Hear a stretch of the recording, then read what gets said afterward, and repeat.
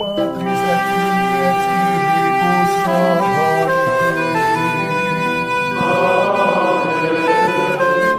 Dominus vobiscum. Sahabat peradaban kasih ekologis yang terkasih, selamat berjumpa dalam renungan harian bersama saya melalui channel ini. Semoga panjenengan selalu sehat, tetap semangat tanpa sambat, dan selalu bahagia kebahagiaan yang bersumber dari Tuhan Allah kita. Mari kita awali perjumpaan kita dengan bersatu di dalam doa. Allah Bapa yang Maha Pengasih dan Penyayang, kami bersyukur kepadamu karena Engkau menganugerahkan kepada kami Putramu yang tunggal, yang menjadi manusia dan tinggal di antara kami untuk menyatakan kasih-Mu dan menebus kami. Semoga kami semakin teguh di dalam iman dan kepercayaan kepadanya sepanjang segala masa. Amin. Sahabat peradaban kasih ekologis yang terkasih, mari kita baca Injil Yohanes bab 3 ayat 7 sampai 15.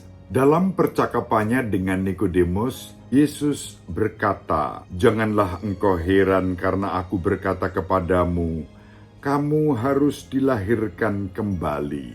Angin bertiup kemana ia mau, engkau mendengar bunyinya, tetapi engkau tidak tahu dari mana ia datang atau kemana ia pergi.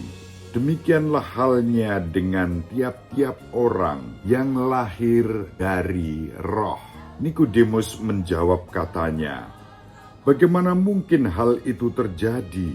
Jawab Yesus, "Engkau adalah pengajar Israel dan engkau tidak mengerti hal-hal itu. Aku berkata kepadamu, sesungguhnya kami berkata-kata tentang apa yang kami ketahui, dan kami bersaksi tentang apa yang kami lihat, tetapi kamu tidak menerima kesaksian kami. Kamu tidak percaya waktu aku berkata-kata dengan kamu tentang hal-hal duniawi. Bagaimana kamu akan percaya kalau aku berkata-kata dengan kamu tentang hal-hal surgawi? Tidak ada seorang pun yang telah naik ke surga selain Dia yang telah turun dari surga, yaitu Anak Manusia. Dan sama seperti Musa meninggikan ular di padang gurun, demikian juga Anak Manusia harus ditinggikan, supaya setiap orang yang percaya kepadanya beroleh hidup yang kekal. Demikianlah sabda Tuhan. Terpujilah Kristus.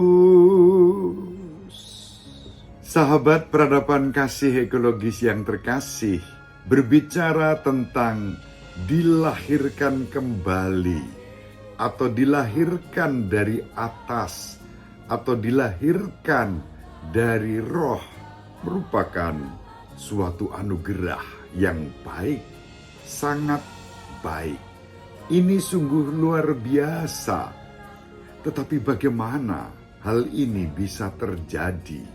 Itulah pertanyaan Nikodemus kepada Yesus. Dan Yesus menjawab dengan sabda.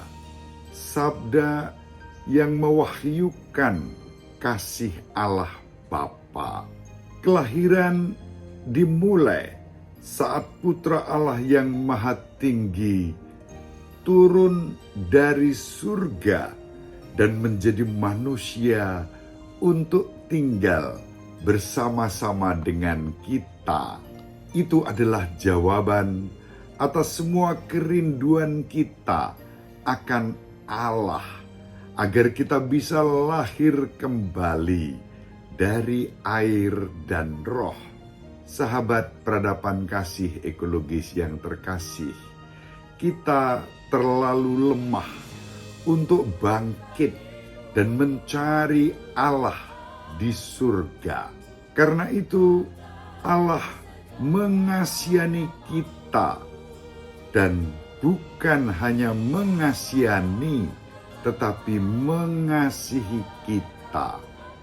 Itulah sebabnya Allah mengutus putranya yang tunggal turun dari surga menjadi manusia dan tinggal di antara kita.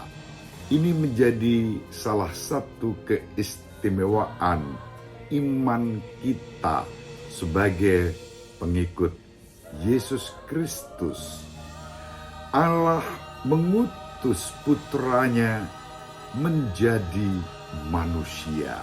Putra Allah yang maha tinggi turun dari surga dan tinggal bersama kita. Putra Allah yang maha tinggi meninggalkan surga, turun ke dunia untuk tinggal bersama kita.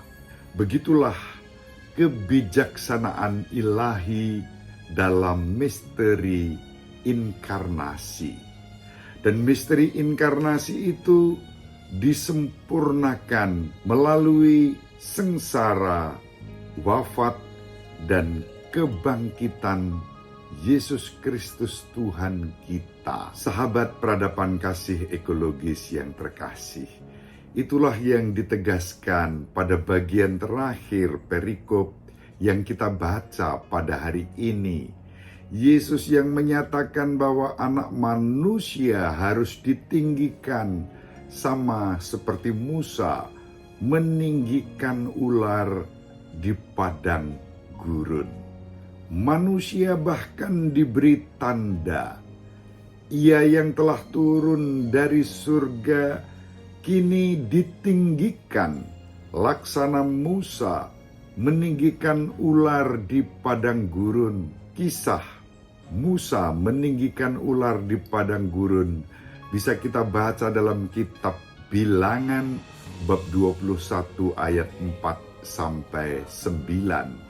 Allah sendiri yang memerintahkan agar Musa membuat ular dari tembaga, dan siapapun yang memandang ular tembaga tersebut diselamatkan. Sahabat peradaban kasih ekologis yang terkasih, umat perjanjian lama mengeluh kepada Allah dan Musa di padang gurun karena mereka lapar dan haus, dan mereka terus mengeluh.